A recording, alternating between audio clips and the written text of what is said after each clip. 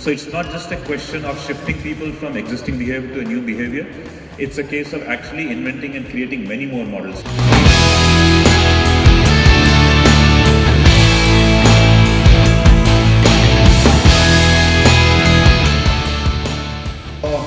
Is a man who's actually, oh my God, he's held so many roles. He's worked with Procter & Gamble, PepsiCo, Airtel, Godrej. Basically, he's worked with half the room out here. He's managed multiple brands. He's worked across India, China, and South Asia. Has over 30 years of experience. This is going to be super insightful. Ladies and gentlemen, please welcome Chief Business Officer for Open Network for Digital Commerce, Shireesh Joshi. Good evening, everyone. E-commerce is going to change forever fairly soon. And you'll all remember you were here in 2022 to hear about it and become a part of it equally soon. What is ONDC going to do? E-commerce, believe it or not, from an India perspective is a niche activity. Very few retailers are digital. Contribution of e-commerce to total commerce is still single-digit percentages even after 2 years of pandemic. And that single-digit percentage comes largely from big urban centers. Small town and rural participates but contributes very little. So it's a very niche activity. And the goal of this project is to bring it to population scale. Now we know what population scale looks like. Biometric identity at population scale looks like Aadhaar. Vaccination tracking at population scale looks like CoWIN. Mobile-to-mobile payment at population scale looks like UPI. That's the goal of ONDC, to make e-commerce at population scale. What's holding it back? Today, many things hold it back. First of all, scale is available only with limited choice. So there are just a few places where scale is available. And everybody else who tries to build solutions struggles with scale. That scale also comes with terms and conditions that are infeasible. Today, a retailer can send a perfectly good product to the right customer in time, and the customer can turn around and send it back, and you have to accept it and also accept the cost to do that. How much commission you pay, how much time you have to wait for your money to come back. So the terms and conditions are unfeasible for most parties. You can be outside of e-commerce, you can build your own shopfront, you can build your own website, you can be on platforms that build shopfronts, but then how do you get buyers? How will traffic come to you? Right? You have to spend on traffic, and even if it does come, how will it stay with you and come back to you again? So that becomes a different challenge. And if you want to consider stitching together the entire e-commerce value chain, that's beyond most organizations, either in terms of capability or finance or both. So how do you solve this? You solve this first of all by addressing an issue of bundling. Do two parties need to be in the same platform? Think about when we make phone calls. You have a SIM in your phone. Do you need to be on the same operator as the SIM of the person you're calling? You don't. What about emails? Do you need to be in the same email client that your receiver is on? Do you need to be on the same internet service provider your receiver is on? You don't. Payment receiver.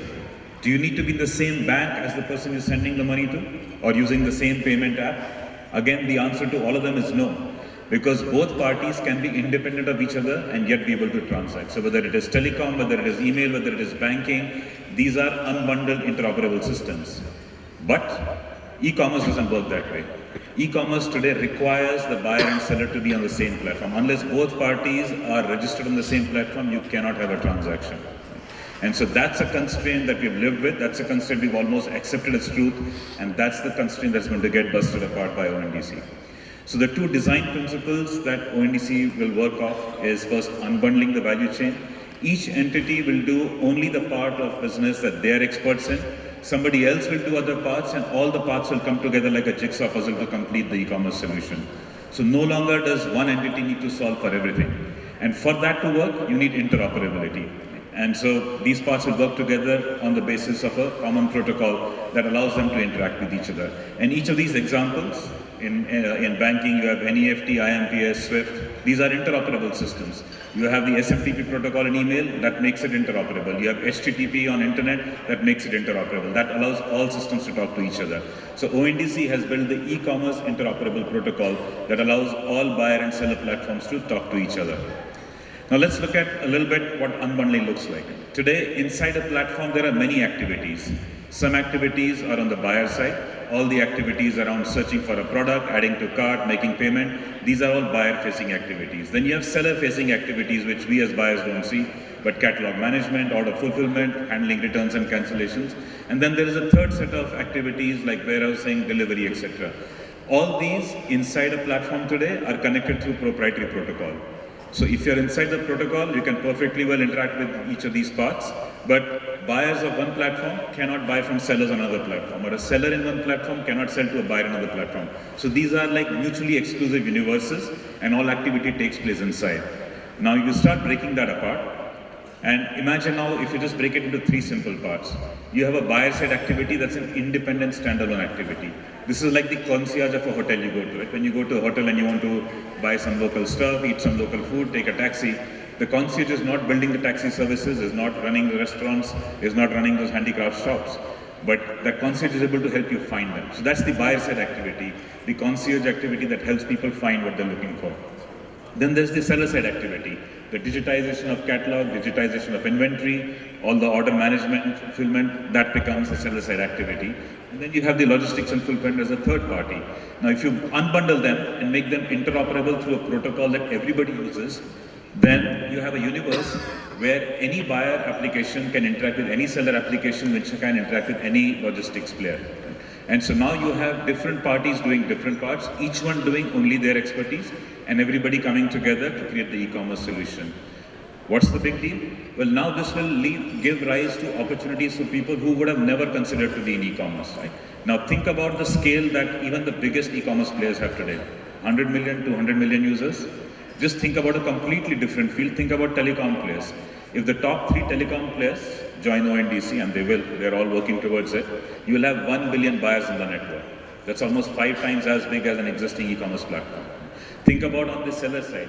You have hundreds, maybe thousands of point of sale companies that are building software that retailers are using for billing. Those become enabled for ONDC, and those retailers can now start accepting e-commerce orders. Banks which have enterprise customers can connect their clients.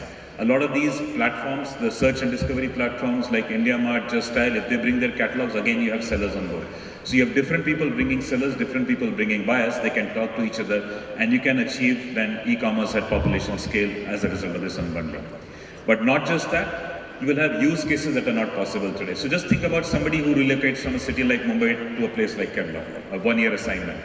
This person wants to buy some suitcases, wants to book a flight ticket, maybe wants to book a homestay or a service apartment, maybe also wants to learn the language lesson. Today, such a person has to undergo 4 journeys on 4 different platforms. To buy a suitcase, go to a marketplace that sells household items. To book a flight ticket, go to a travel portal, or maybe go to the website of an airline if he knows which airline flies between those locations. For accommodation, an accommodation portal or a hotel app or an Airbnb. So again, you go to a specialized third area. And then you want to learn language lessons, maybe you do a search on a search engine, find email addresses or phone numbers, contact them and find them. So 4 needs coming from one life event, but 4 different platforms, 4 different journeys, 4 different checkouts, 4 different experiences. On a single network like ONDC, through a single interface, it will be as easy as add suitcase to cart, add flight ticket to cart, add a hotel room, check-in, check-out date to cart, add language lessons to cart, check-out, and you're done. And so the whole idea of bringing everybody together on a common protocol is to create use cases and experiences that are just not possible today. So it's not just a question of shifting people from existing behavior to a new behavior. It's a case of actually inventing and creating many more models. So ONDC isn't a fixed model. Right? Think of it like a bag of Lego bricks. Different pieces will come together and you can choose to build whatever combination you want to build. That flexibility is what will give it its power, and that flexibility is what will tap into a lot of idle capacity that exists. There are so many capacities that exist in this country, but they have not been brought together to create a complete model. That will now be possible with ONDC's open network interoperable model. One of the tests of being clear about something is actually you have no questions at the end of it. But for me, the test is if indeed I have been clear, then you should actually have lots and lots of questions. When it is unbundled, how will customer service work? Who will collect the money? How will delivery take place? Who is responsible for failure? How will you build trust in such an unbundled organization or unbundled structure? This should lead to lots of questions. What happens to intermediaries? Do companies and brands sell directly to consumers, or do they still go through a go-to-market chain? If at all I have been clear, it should lead to hundreds, maybe thousands of questions. And the only way you understand a new model like ONDC is actually asking those questions, asking them from your perspective, comparing them to what you do, and then unraveling the answers. So I look forward to engaging with all of you. It's a very simple connect point, team@ondc.org. And I can talk about ONDC as many number of times to as many people. Invite me, talk to me, brainstorm with us, and we will help you discover new pathways to business. In the end, the goal is to accelerate everyone's growth. Just plug in your piece, complete the jigsaw puzzle, and off you go. Thank you.